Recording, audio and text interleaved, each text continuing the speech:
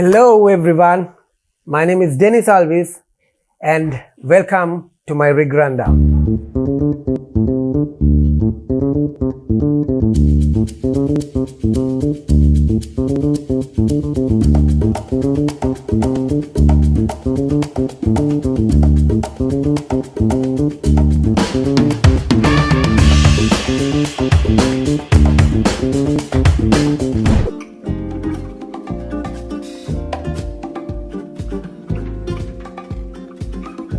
Well, it goes back into the early 80s. I used to bang on my pots and pans of which was owned by my mother.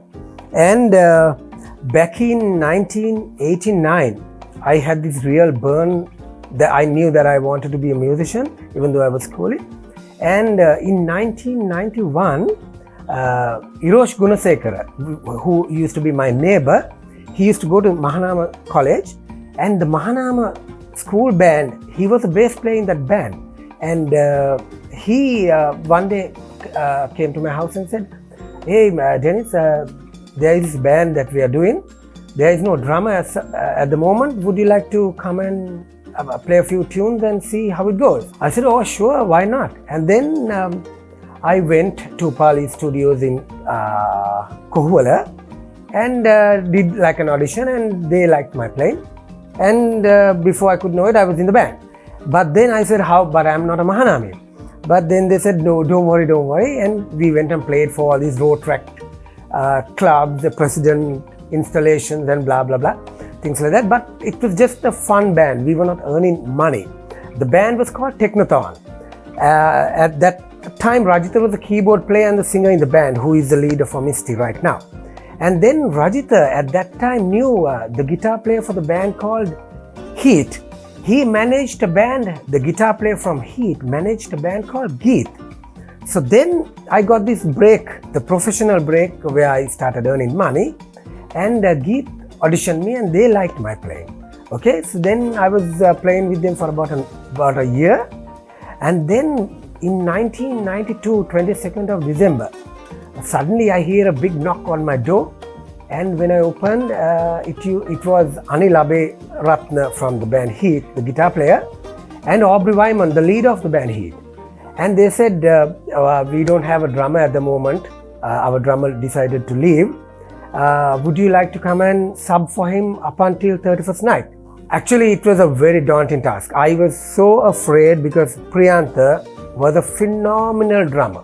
He was really bad at what he did. He was so damn good. And I said, okay, I'll give it a try. And I went. I played about maybe 10 gigs up until the 31st night. And then Aubrey spoke to me after the 31st night gig. He said, do you like to join the band? I said, oh, sure. But you have to give me some time.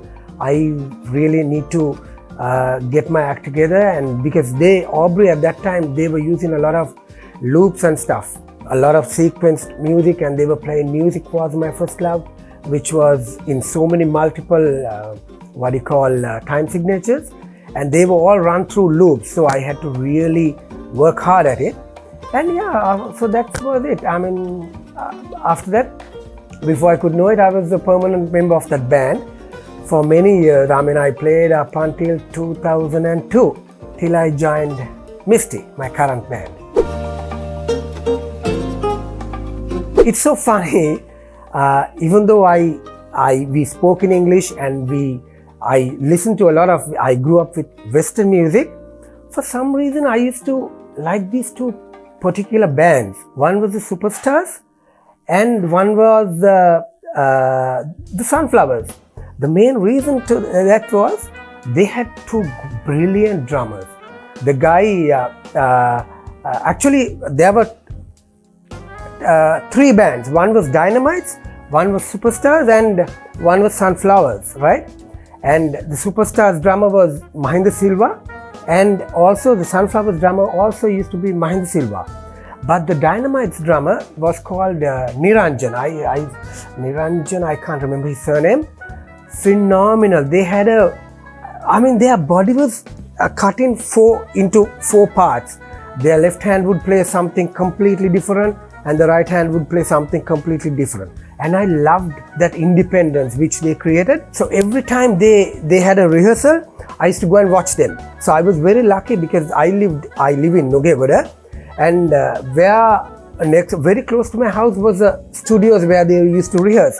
So I was very fortunate I could be able to talk to them, and I could get a little bit of thoughts and how they approached this and that, blah blah blah. So they were a big influence in my life, but I was stuck when it came to the Western thing. When I tried to copy what they were doing, what the Westerners were doing, I was really stuck because my technique wasn't there. And at that time, Sudhu Gunasekar, who is no longer with us, he used to tell me a lot of these about this name, Aruna Sirivardhana. I had only heard of him, and I used to ask all these greats.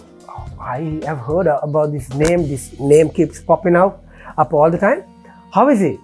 They laughed at me and they said, more than me telling you, you should go and check him out. So one day Sudhu called me when I was with Misty. He said, Machan, Aruna is playing tonight. Why don't you come over to R&B? Oh, I said, definitely after the gig, I'll be there. And I went. And believe me, I still get my hair standing, right? He just blew the hell out of me. I just couldn't believe. It was like a big rock falling on my head. It just broke me to pieces. I was blown away, and I didn't know that drums could be played like that, right? I didn't know he had this swell in his field. It swells and comes down, and it was so articulate. And then I spoke to Aruna during the break.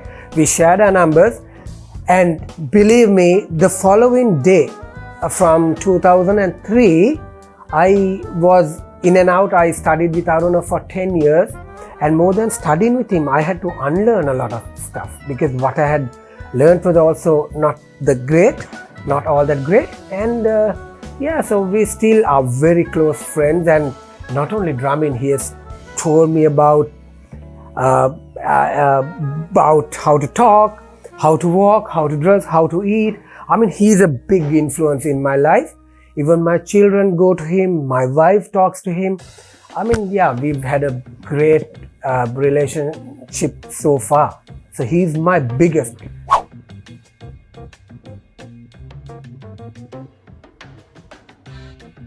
My future plans are definitely going to be a big international Yamaha endorsement, which I would love to have.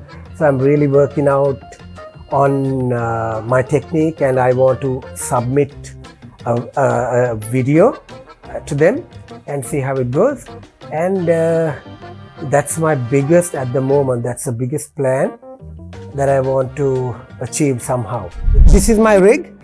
I'm a Yamaha guy. I love Yamaha. I think they by far make the best drums ever. Nothing comes close to that. I don't know how they do it. They still use a lot of vintage technology, and they get the best out of the instrument. All right. So this is my kit. Let me talk about the bass drum and the toms. All right. My bass drum is a 22-inch diameter by 16 inches deep. All right. And my first tom, that is a 10-inch, it's a 10 by 10 tom. And the second one is a 12 by 10. And the third one is 13 by 11. The fourth one is 14 by 12. And the fifth one is a 16 by 16. This is a really beefy tom, because if I whack it really hard, I mean, an animal nearby 10 feet away could easily die. Like, for example, a cat would just die. It's so bad, okay? The snare drum is a Premier. It's a very early 80s Premier snare drum. It's made in England. The funny thing about this snare drum is it's a very special one. This is made out of brass, all right? The outer shell. It's a 9 by 14.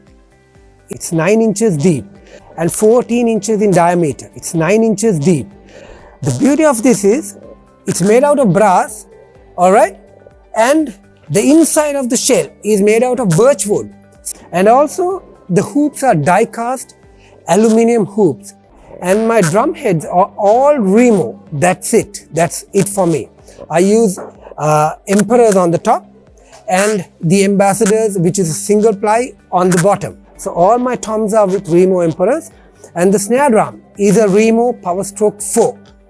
My choice of cymbals at the moment, for the moment, it is all Zildjian, Zildjian 14-inch hi-hats, Zildjian 15-inch crash, 16-inch crash, 8-inch splash, 20-inch crash, and a Zildjian 22-inch ride.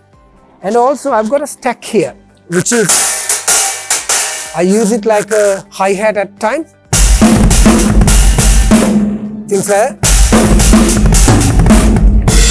Okay, let's go to my electronics, right?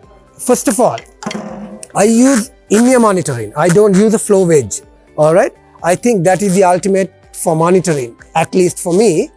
I use a Sennheiser earbud, which is about maybe about 10 dBs sound cancellation. And also, I use an earmuff called Pelter. This would cancel out 32 dB of stage volume. So what I do is, I would put the earbuds in my ear, and then I would load this one on top, like that, okay? So then I get full hearing. Then, coming back to my electronics, I use an SPDS SX, all right? I use a lot of stuff like this, and I also use like electronic drum, things like that, for example, all right? Then also, there is only one loop that I use on this one, that is for dine-in side, and it's something like this. I'll let you hear it first.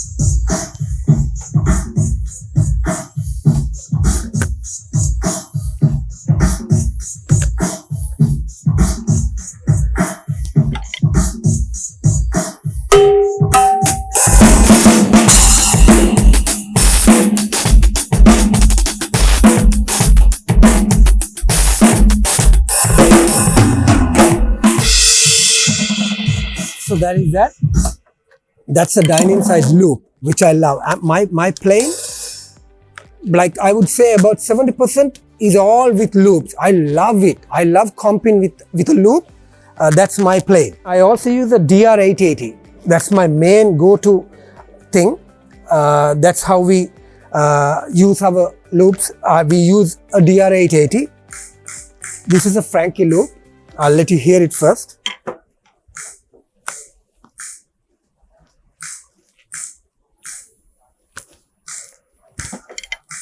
Here we go.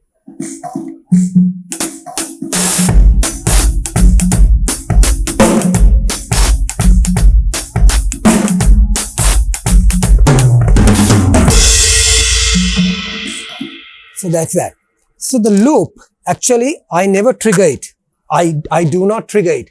How it's been triggered is with Sanjeeva. Sanjeeva has a foot pedal, and the pedal is connected onto our foot switch. And Sanjeeva triggers it. He puts it on and puts it off, which gives me a lot of freedom to play because he does all the triggering. But however, I load them. Also, my choice of stick is always going to be Pro Mark 5B, IB 5B N, which is a nylon tip. The reason why I like the nylon is, unlike a wood tip, the wood, as you keep banging on the cymbals and the drums, the tip tends to get very soft, all right? But the nylon, it is always clean. So it will always give me that crispy sound, all right? And especially because I love playing a lot of claves on my cymbal.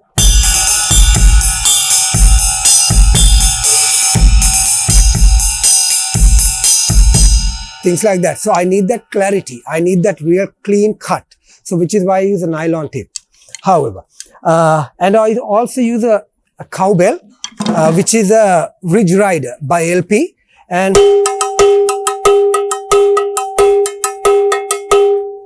so, and my bass drum pedals are Tama and Cobras, and which I really love. I think It's really cool.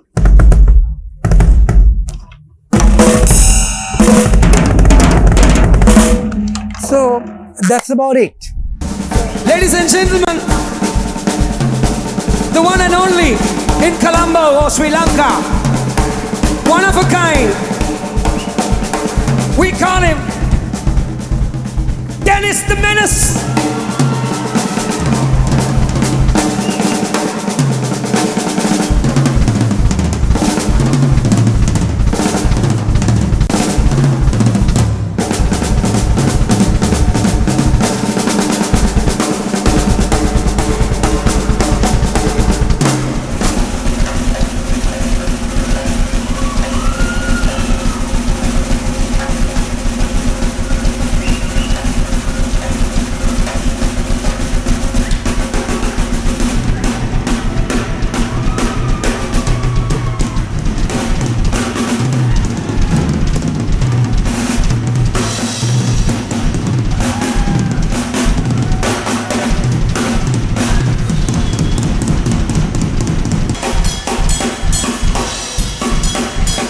So thank you very much, everyone.